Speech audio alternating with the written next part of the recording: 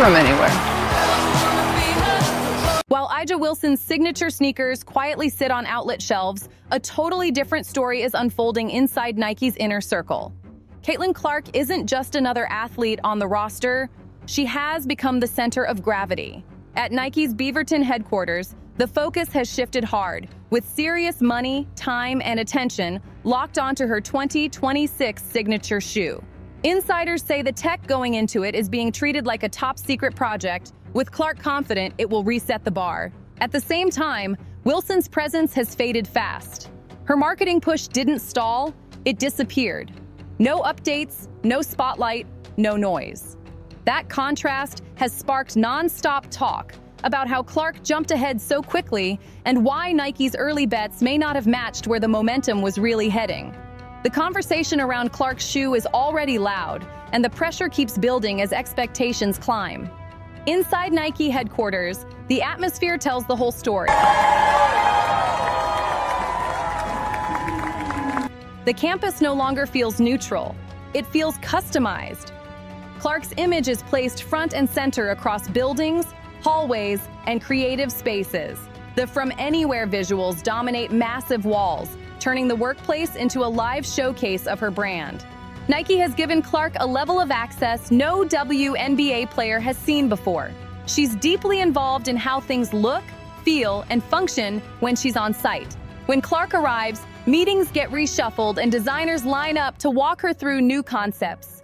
Even the food options change during longer visits, pulling straight from her Iowa roots. Her double CC logo is everywhere. Break rooms loop her highlights. Executive rooms display her performance charts. Even spaces usually kept plain, like parking areas, carry massive Clark visuals. Nike isn't just promoting her, they're building around her, and that shift is impossible to ignore. There we go.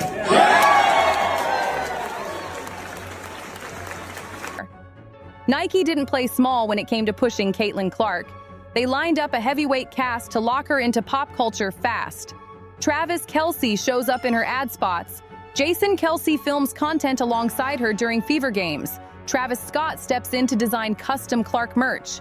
Even Michael Che gets involved, writing comedy sketches built around her deep shooting range. Every one of those moves costs serious money, and it makes it clear Nike isn't testing the waters, they're going all in. At the same time, A'ja Wilson's presence inside Nike has almost vanished. Posters that once featured her were taken down without warning. Display cases swapped her campaigns out for Clark visuals. Rooms that used to spotlight Wilson's accomplishments now show Clark's stats instead. Employees say the change wasn't gradual, it was immediate. Staff inside the building confirmed they were instructed to remove Wilson-related materials and replace them with Clark content across the campus. Clark's inner circle is now a constant fixture at headquarters. Her representatives sit in on daily design sessions. Her trainer uses Nike's performance labs. Her shooting coach works directly with engineers, breaking down mechanics frame by frame. A permanent setup has been carved out for Clark on the executive floor. While other athletes book limited visits, Clark moves freely through the building. Design labs are packed with her signature shoe samples, and her color choices are influencing the entire women's basketball lineup. Even small details reflect the shift. The cafeteria stocks her preferred pregame snacks. Meeting rooms quietly take on names tied to her college milestones. Executives roll out private access when she's on site, including areas most athletes never see. She's often the first to preview new tech, reinforcing just how high she now sits in Nike's pecking order. Inside Nike, Caitlin Clark now gets first-look privileges that no one else touches. Design teams bring ideas straight to her before anyone else even hears about them. The company president personally escorts her through upgrades across the campus, pointing out changes built with her in mind. Spaces once tied to A'ja Wilson have been fully repurposed. Her former design consultation room is now Clark's private creative studio. What used to be a photo gallery celebrating Wilson's milestones has been flipped into a timeline tracking Clark's rise. Even small details tell the same story. Wilson's reserved parking spot was quietly reassigned to Clark's team. Nothing about this shift feels accidental. The headquarters itself now reflects a clear decision. Clark's presence fills the campus, while Wilson's footprint has been slowly erased. The building doesn't just house Nike's operations anymore, it shows where their priorities landed. This physical takeover mirrors a much bigger shift happening behind the scenes with their signature shoe strategy. Step into major sporting goods stores and the contrast gets even louder. Aja Wilson's signature sneakers are easy to find, but not for good reasons. They're marked down, pushed aside, and placed in clearance sections. Foot Locker has them sitting on discount shelves. Dick's Sporting Goods moved them near the back, mixed in with bargain items shoppers barely glance at. These shoes launched with hype not long ago, but the demand never followed. Price tags are slashed by half or more, and stores are still stuck with piles of inventory. Retail workers say customers walk right past them without slowing down. The line Nike expected to lead women's basketball is now collecting dust next to discontinued models tied to names fans barely remember. Managers quietly label Wilson's shoes as some of the weakest basketball performers they've seen in recent years. The shift didn't happen quietly. Nike cut off all advertising support tied to Aja Wilson weeks ago. Her commercials were pulled from TV rotations, and paid social promotions stopped almost overnight. Every remaining marketing dollar was redirected elsewhere, leaving Wilson's signature shoes to sit in stores without any backing from the swoosh. No push, no spotlight, no reinforcement. Employees say internal updates now focus on moving Wilson's inventory as fast as possible. Weekly instructions encourage deeper discounts, while regional managers push to free up floor space for upcoming launches. Retailers don't want slow sellers clogging premium displays. In many locations, Wilson's entire line has been shifted to outlet sections with no plans to return to main floors. Industry insiders point to sales numbers that missed projections by a wide margin. Sources claim the revenue from Wilson's signature line over 6 months didn't match what a standard Nike basketball model can pull in within weeks. Nike reportedly poured millions into building her brand, only to see it stall hard once the shoes hit real-world shelves. That outcome has raised serious questions internally about whether future releases make financial sense. Meanwhile, Caitlin Clark's influence keeps spreading before her signature shoe even officially drops. Player-exclusive Clark colorways are already showing up across NBA courts. Stephen Curry and others have worn Clark-inspired designs during games, putting her branding in front of massive audiences without a traditional launch. Players have reportedly asked for special colorways tied to Clark's style, something rarely seen before an athlete's shoe hits retail. Her reach now extends into the highest levels of professional basketball. In contrast, Wilson's shoes are nearly invisible on court. Outside of her partner, Bam Adebayo, Wilson's footwear is rarely spotted during games or practices. Even players who received her shoes through Nike partnerships often choose other models when it's time to compete. That gap between Clark's growing NBA presence and Wilson's absence says a lot about where attention, demand, and momentum currently sit. The opening didn't come out of nowhere.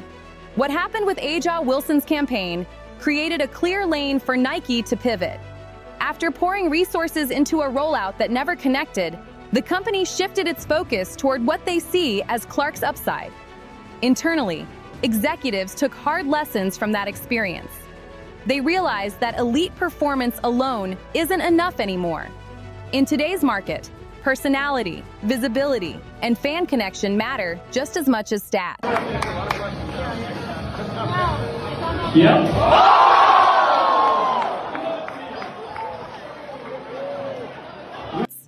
Even without an official launch, Clark's signature shoes are already generating more attention than Wilson's line ever managed at full release. Online chatter around Clark's upcoming drop is constant, with discussions far outpacing anything Wilson's shoes sparked at their peak. The basketball community isn't just aware, it's actively watching and waiting. Where Wilson's products were met with silence, Clark's name keeps driving real excitement. The contrast has forced Nike to rethink how they measure long-term value. Industry voices point out that brand perception plays a major role in consumer trust. When that connection weakens, the product struggles no matter how strong the athlete is on the court. Clark's momentum picked up even more after her appearance on the New Heights podcast with the Kelsey brothers. During the conversation, she shared unexpected details about her upcoming signature shoe, revealing just how deep Nike has gone on this project. According to Clark, the 2026 release is built around ideas Nike hasn't pushed this far before. She spent roughly 8 months working inside Nike's advanced research labs, Engineers created dozens of prototypes while building custom pressure sensors into test pairs to track her movement patterns. Clark reviewed every detail herself, from cushioning response to overall balance. Her shooting mechanics directly influenced how weight was distributed throughout the shoe. Every adjustment was tested, revised, and approved by her before moving forward. Clark's movement on the court directly shaped how the shoe was built from the ground up. Her cutting habits influenced the traction layout, with patterns designed to grip during sharp stops and explosive changes in direction. The cushioning system she helped refine uses materials Nike had never applied to basketball footwear before. Engineers developed a responsive foam that adjusts to different court surfaces, while the midsole delivers energy return, tuned specifically to how Clark plays. Impact protection was another priority. The shoe is engineered to absorb stress from deep shooting attempts and rapid lateral motion. Nike poured more money into Clark's signature line than any women's basketball shoe in the brand's history. Internally, her development budget alone surpassed what was spent on Wilson's entire campaign by a wide margin. Just the research phase cost more than many athletes earn across full signature deals. For Nike, this project represents their boldest commitment to women's basketball to date. Every performance feature reflects modern play styles Clark emphasized. That includes added arc support for extended shooting range and balance during long-distance attempts. The collar was shaped to allow natural ankle movement during step-back shots, avoiding stiffness without sacrificing stability. Even the lacing system was reworked to match Clark's foot shape and her specific pre-game routine. Nothing was left generic. Sneaker insiders expect demand to explode the moment the shoe officially drops. Early registration numbers have already surpassed anything Nike has recorded for women's basketball footwear. Retailers are preparing late-night release events, and resale platforms are bracing for immediate price jumps after launch. Inside Nike, executives reportedly view Clark's deal as their most important women's basketball investment. Her involvement stood out at every level. She showed up to more design meetings than many NBA stars and pushed for material upgrades Nike initially flagged as too costly. Leadership took notice, seeing her hands-on approach as a signal that this project had to be done right. Clark's hands-on involvement surprised even longtime Nike engineers. Her ability to translate on-court needs into design feedback stood out. Executives reportedly saw her as unusually prepared and deeply engaged in the process. That collaborative style made the project easier to scale and helped justify the heavy investment. The shift created tension, especially as Aja Wilson's campaign was scaled back. People familiar with the situation described frustration on Wilson's side as budgets and attention moved elsewhere. Her representatives pushed for clarity and reassurance, while Nike leadership focused on performance metrics and market response. The disconnect highlighted how differently the two situations were trending. Over time, Nike reportedly grew fatigued by the strain surrounding Wilson's rollout. Creative teams struggled to align on direction, and production schedules became harder to manage. By contrast, Clark's approach was described as efficient and solutions-focused. She arrived prepared, participated fully, and offered specific feedback that teams could act on. That difference mattered. Nike employees began gravitating toward Clark's campaign because the work environment felt smoother and more productive. Leadership also took note of her connection with fans. Clark's social engagement numbers consistently outperformed expectations, and her interactions felt natural and direct, which translated into stronger organic reach. As Clark's profile grew, scrutiny around Wilson increased. Media comments and public reactions were closely monitored, and Nike became cautious about reputational risk. At the same time, other brands watched how the situation unfolded, using Nike's experience as a reference point when evaluating partnerships. Ultimately, Nike's decision came down to alignment. Clark's appeal extended beyond performance into branding, collaboration, and long-term growth. Her presence reshaped Nike's campus and strategy, signaling a broader shift in women's basketball marketing.